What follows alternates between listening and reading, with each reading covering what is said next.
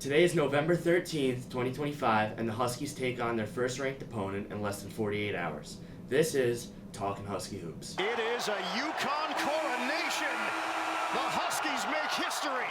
Back-to-back national champions. Welcome back to the third episode of Talkin Husky Hoops. I'm Mike Gizzi. And I'm Jeong.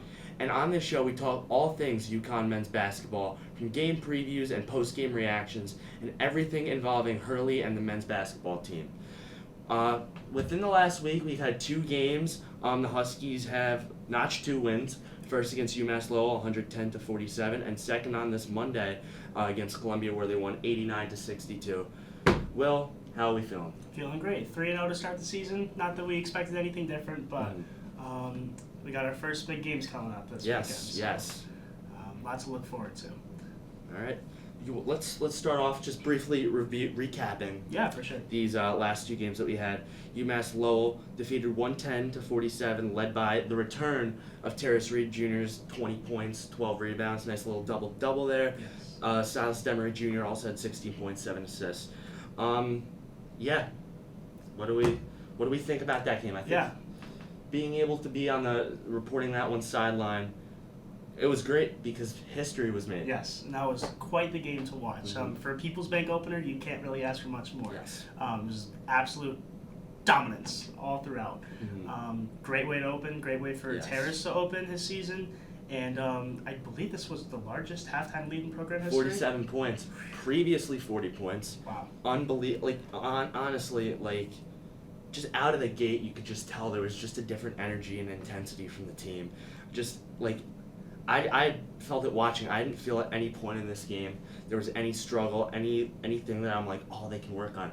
I mean, we just saw it in the numbers. Yeah. First game against New Haven, they shot 48%. Not terrible. Come back on last Friday, 68%. Increased that number by 20%. I just think they had an absolutely great performance, and they were dominating on all levels of the floor. For sure. I think at one point the score was 44-3. Yes. That could be printed on T-shirts like the Patriots Falcons Super Bowl score. It's just a good way. Awesome. Good way. Just awesome to see. And I think it put the entire nation on notice. For sure. Yeah, definitely. But the UConn defense, that was a problem last year. Yes. They forced UMass Lowell to miss their first 17 field goals. Which is awesome. That is a huge. That's amazing. Yeah. And that's a huge upgrade from last year, where defense kind of was a struggle for us. Yeah, definitely. But it's looking a lot more promising this year, especially with Reed back in the rotation, getting these solid minutes. And he was on minutes restriction during this game. Yeah, I think it was 8.5 minutes in the first half, and on top of that, he started off the game with I think it was either 5 points, 4 rebounds, or 4 points, 5 rebounds in the first 3-4 minutes, which was you can't ask much more out of somebody who's returning off a hamstring injury. Missed both preseason games, and just came back and just did not even what he was supposed to do, excelled in what he was supposed to do. For sure. An all-around great win for the Huskies. Yes. 110-47. Just hard to wrap your head around it. Easy. Yes. So that brings us to our next game, which was this past Monday against Columbia, back to Gamble, where the final score was 89-62. And how are we feeling about that game? Start off just by highlighting some stats here. Solo sure. Ball, 23 points. Caravan, 20. Reed, 19. I mean, that's your big three. Your 3 vets, guys who are considered leaders on this team. Yeah. So you can't really ask much more out of those guys. Really great first half, up 23. But then, on top of that, before we get into the negatives that we have, they did shoot a more realistic percentage this time. Obviously, they're not going to come out and shoot 68% every game, 48%. Although still good, they were 56% this time. So that's about where you're looking, between that 50 and 60 range every game. But when we came to the second half, it wasn't great. No, it wasn't. So again, still pretty good numbers, solid from our top 3 guys. But the second half, there was a noticeable decline in efficiency across the board. It's not the greatest sign, to be honest. I think our free throw percentage especially was a little questionable. 65%. Oh boy. We mentioned it earlier in the season. We've got it, not even in the season, in the preseason episode 1. briefly touched on it episode 2. It's something that has to get better. Yes, and I think it's safe to say they were shooting a lot of free throws in practice this past week. They were doing a lot of stuff in practice this Yes. upcoming week. I mean, I can tell you from being in the press room after the UMass Lowell and Yeah. Hurley was talking. Do you know what measures he took after the game against New Haven? Hit me. There were posters hung up throughout the facility of the players didn't want to get specific, but Yeah. they were saying moments where you weren't helping your teammates, or moments Okay. where just screenshots of moments in the game where we could have improved and we didn't really work as a team and function on all levels of the floor like we could. So, I mean, if that happened after a win where it was your first game of the season, I can't really tell you what was happening throughout this week, especially as you lead up into a big game. I mean, second half only outscored Columbia by 39-35 in the second half. Yeah. Improvements, they just need to be made. For sure. Like, you have to have a UMass Lowell performance. You can't have a Columbia performance. Absolutely. Especially with the games that are coming up just around the bend. We have 2 top-ranked opponents in the next week. Yeah. And then more on And the horizon. silver lining, at least, still super early in the season, and win is a win. But this is, I don't want to say natural, but it's okay to see at this point in the season because of course there's still tons of room to grow, a lot of games to be played. But there's big stuff coming up soon, so I guess we should probably get to that. Yeah. Let's get to some quick news beforehand. Yeah, for sure. I mentioned it last week, I believe. Based on news that Dan Hurley has said in his press conferences, our earlier reports of Braylon Mullins coming back from injury sooner than expected are seeming to look correct right now. Well, that's big news. That's great news. Yeah. So we don't have an exact timeline. He didn't give us an exact timeline. Obviously, we were given that 6 weeks a few weeks ago. But just seeing him around, hearing this from Dan, I'm definitely on the positive note. I think we said Kansas. Hopefully he's back for Kansas or Florida. Yeah, that's probably something that should. Maybe I think maybe even Illinois at this point. Okay. Maybe he could be back.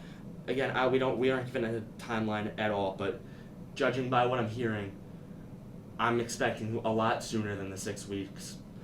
Maybe there's a possibility he's back from Madison Square Garden on Black Friday. Beautiful. That'd be great. And Illinois is looking really sharp, by the way. But I said it. Yes. I said it. They were disrespected in the preseason poll. Last bit of news. We mentioned it, episode 1 again. Our 2 commits, Colvin Landrew and Junior County, officially signed yesterday with UConn, and it's just exciting. But with that being said, let's go on to it. It's the main entree of this episode. The big mountaintop. Yes. I think the big mountaintop for this preseason. Yeah. Not preseason. Pre-conference. Yeah, and hopefully our ascension starts here. Yes, I think honestly this next week might be the biggest week of our season, regular season, to say the least. I think that's safe to say. And that is when the Huskies will go to TD Garden and face AJ DeBansa and the BYU Cougars, number 7, I think, in the AP poll. And what do you got to say about this one? Yeah. So other developments. Speaking of BYU moving up to 7, Huskies also got a quick little boost up to 3 in the AP poll. Yes. Awesome to see. That was probably more Florida losing than anything. Yeah. But totally worth it. Huskies have showed their worth. But a 3-for-7 matchup. In the middle of November, stages. not even I feel like college basketball over the last few years has gotten a bit more exciting in November. Yeah. With all the in-season in-season tournaments and all like these 1-and-1 matchups where teams are going to one school and then the other school the next year, and it's exciting because you're getting these teams that you would not get to see regularly play each other unless it's in March. Absolutely. So obviously you're playing BYU not at home, not at BYU, but at TD Garden. Stores North. If you want to call it the Stores North.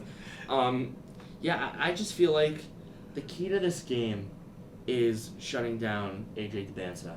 It basically, we saw Villanova play them in their first game, and they didn't really shut him down. And guess what? They looked like a beatable team. They only won that game by 5.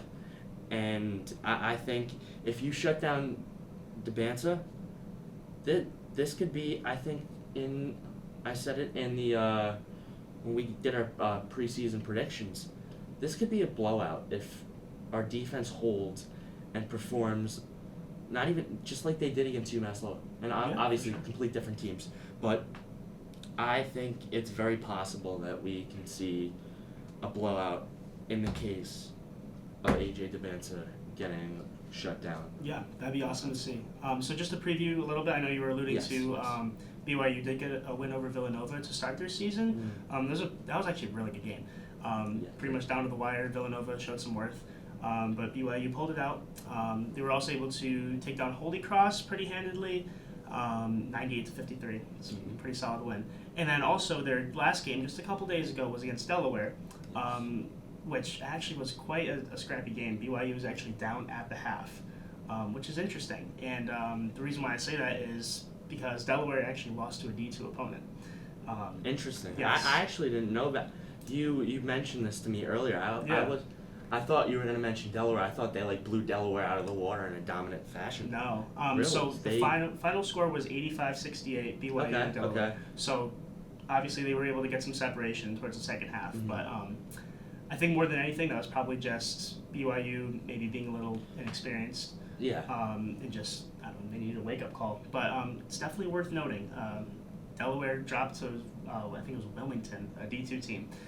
And they held their ground against BYU for the first half.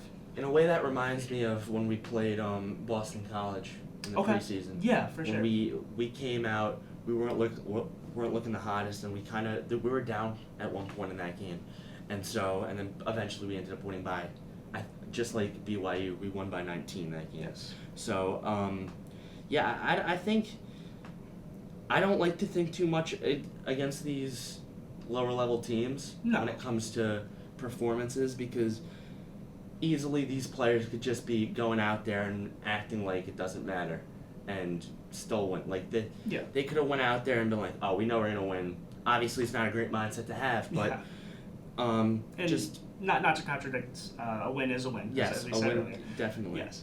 But I don't know, I tend to not put much value on something like that. It's an important thing to note, definitely, but I don't know, I feel like they'll definitely show up on Saturday and play a much better brand of basketball than they did against Delaware. For sure, absolutely. I think if anything, it was more of in the back of their mind, they were thinking more ahead towards this UConn game and just kind of looking past Delaware. But something to note in that game, their three leading scorers, so Debanza, of course, their rookie, Richie Saunders and Rob Wright. Rob Wright's from Baylor, I believe, from last year. I think, Solid core three right there. They combined for 70 points in that game. So I think, as you were saying, getting Debanza in trouble or just one of those three main guys is going to be the big key for the Huskies this weekend. Yeah. On top of that, Jacob Furphy, we got the news earlier this week. There was a chance he suited up against Columbia, but it looks like he will be a game-time decision against BYU this Saturday.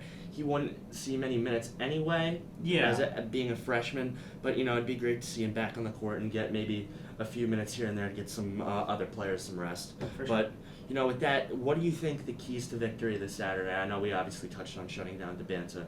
Do you think anything else would go along with that to really make sure we come out with the victory? Yeah, so nothing against Furphy, but this is where things get real. And it's not quite the game to experiment with, messing up minutes a whole bunch. But we have at least the foundations of the system. Yeah. Furphy's going to find his way there eventually. But the key to victory is going to be, I guess it really just comes down to playing against, like we did, UMass Lowell. Yeah, efficiency. Efficiency. That's my efficiency. Yeah. Showing up both ends of the floor, offensively, defensively, really getting that transition offense going.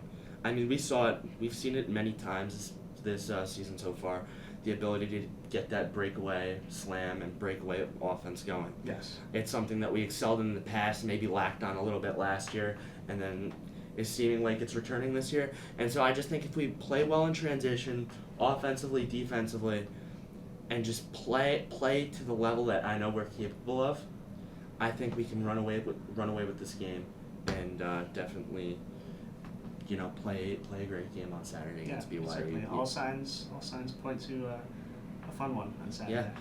Be sure to tune into that one live this Saturday, November 15th at 7 p.m. on Fox. But with that, thank you for watching this episode of Talkin Husky Hoops.